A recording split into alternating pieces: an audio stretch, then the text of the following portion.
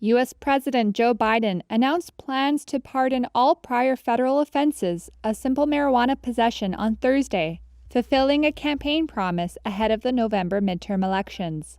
In a series of tweets, Biden wrote, quote, "There are thousands of people who were previously convicted of simple possession who may be denied employment, housing, or educational opportunities as a result. My pardon will remove this burden." Biden said he had directed Attorney General Merrick Garland to develop an administrative process to issue certificates of pardon to those who are eligible and urged state governors to follow suit. The move will likely please members of his left-leaning political base as Democrats fight to keep control of both the House and the Senate. He also said he was asking federal officials to start a review process of how marijuana is classified under federal law. Marijuana currently falls under the same classification as heroin and LSD. Shares of cannabis growers and sellers surged following Biden's comments. If marijuana classification were to ease at the federal level, that could allow major stock exchanges to list companies that are in the cannabis trade, and for banks to offer their services to cannabis-related businesses. Biden noted he wanted limitations on trafficking, marketing, and underage sales to stay in place.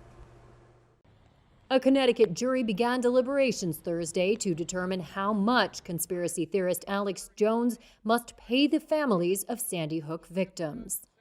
Jones and his company, Free Speech Systems LLC, have already been found liable for defamation for claiming the 2012 killing of 20 young children and 6 staff members at Sandy Hook Elementary School in Newtown, Connecticut, was staged. Chris Maddie, a lawyer representing the victims' families, urged jurors to hold Jones accountable. It's exactly what Alex Jones set himself up to do. That's what he built. He built a lie machine that could push this stuff out. You reap what you sow. You reap what you sow. Maddie said Jones and his InfoWars website encouraged legions of followers to harass and threaten Sandy Hook families with false claims that they were actors complicit in a government plot to seize guns. During his closing arguments Thursday, Jones's lawyer, Norman Pattis, urged jurors to ignore the polarizing political undercurrents of the case and focus narrowly on the plaintiff's actual losses. Under the rule of compensatory damages, the purpose of an award of damage is not to punish or penalize the defendants for their conduct, but to compensate plaintiffs for their resulting harms and losses. I'd ask you to take that to heart. Over the past several weeks, families of 8 Sandy Hook victims and an FBI agent who responded to the shooting offered anguished testimony about their years of suffering at the hands of Jones's followers. The plaintiff's attorneys also presented evidence that Sandy Hook conspiracy theories helped grow InfoWars' audience and drove a surge in sales of the site's products, including nutritional supplements and doomsday supplies. Just like all the Iraqis, but you liberals kill and love. Jones, who has since acknowledged the shooting occurred, briefly threw the trial into chaos during his testimony last month, railing against his liberal critics and refusing to apologize to the families. And I'm done saying I'm sorry. In August, Jones was hit with a $49.3 million jury verdict in a similar case in Texas, where Free Speech Systems is based. Jones's lawyers hope to void most of that verdict before a judge approves it, calling it excessive under Texas law. French President Emmanuel Macron was warmly greeted by Czech leader Peter Fiala at a castle in Prague on Thursday. Thank you for the idea. Macron is among leaders of European nations and some from outside of the European Union, gathering to discuss shared security and energy problems. It's a rare and symbolic summit of some 44 states, with one notable absence: Russia.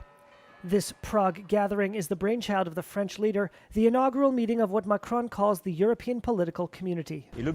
The objective is to share the same understanding of the situation, which is affecting Europe, and to battle out a common strategy, so a strategic conversation, which doesn't really exist at the moment, and which could reduce the divisions.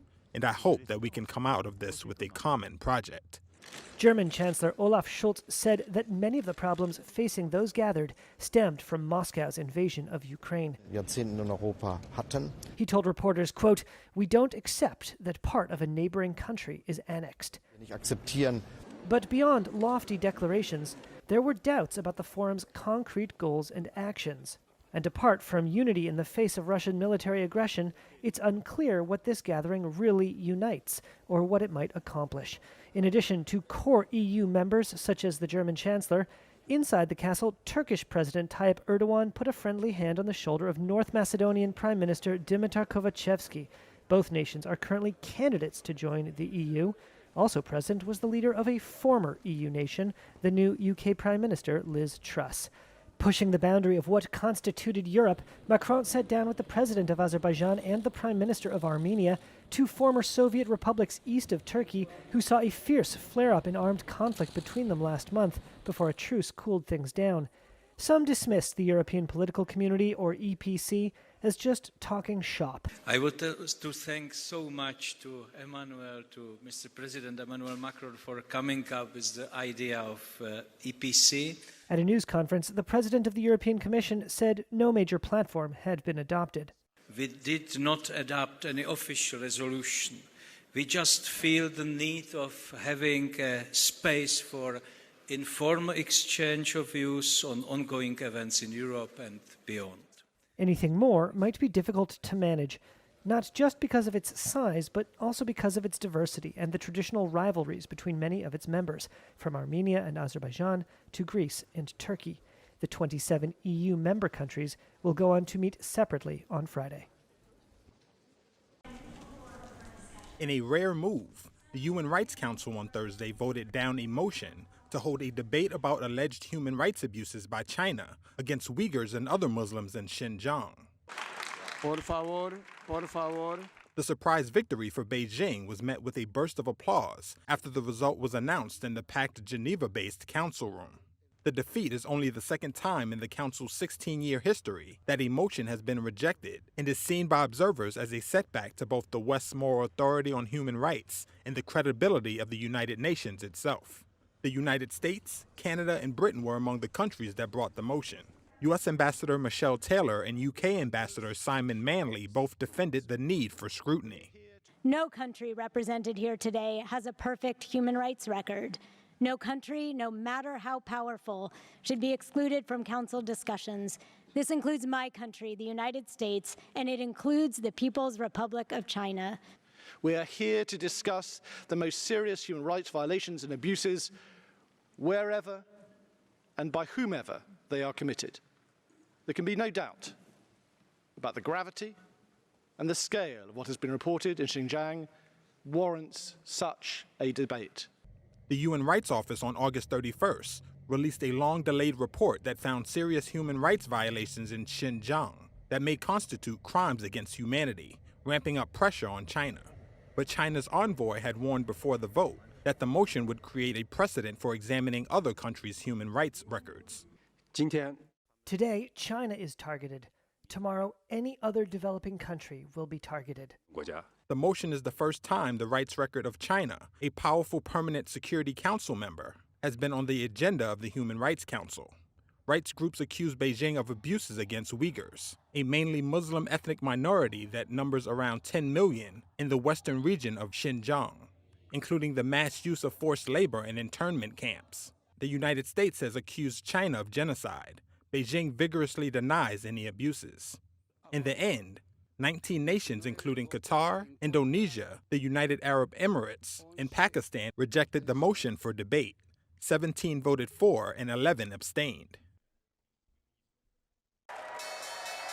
Wall Street's major indexes closed lower on Thursday, one day before key jobs report numbers, as concerns mounted that the Federal Reserve's aggressive interest rate stance will lead to a recession. The Dow and S&P each fell more than 1%, while the Nasdaq dropped about 0.7%.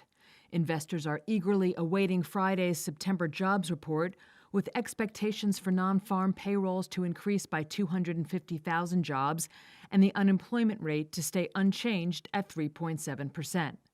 Markets on Thursday took brief comfort when last week's jobless claims numbers came out and showed the biggest uptick in 4 months, giving some investors hope the Fed would ease its rate hikes. But Chicago Fed President Charles Evans was the latest to spell out the central bank's aggressive stance, saying on Thursday that policymakers expect to deliver 125 basis points in additional rate hikes before year's end.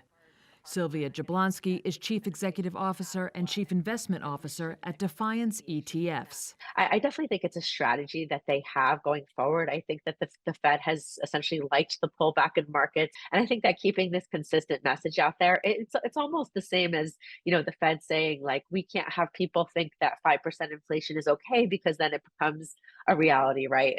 So it's almost like this psychological thing of we can't let the market think that we will pause no matter what. But it never is no matter what. As for individual movers, both Tesla and Twitter fell as Apollo Global Management and 6th Street Partners, which had been looking to provide financing for Elon Musk's $44 billion Twitter deal, are no longer in talks with the billionaire. And shares of Alphabet closed basically flat after the launch of Google's new phones and its first smartwatch.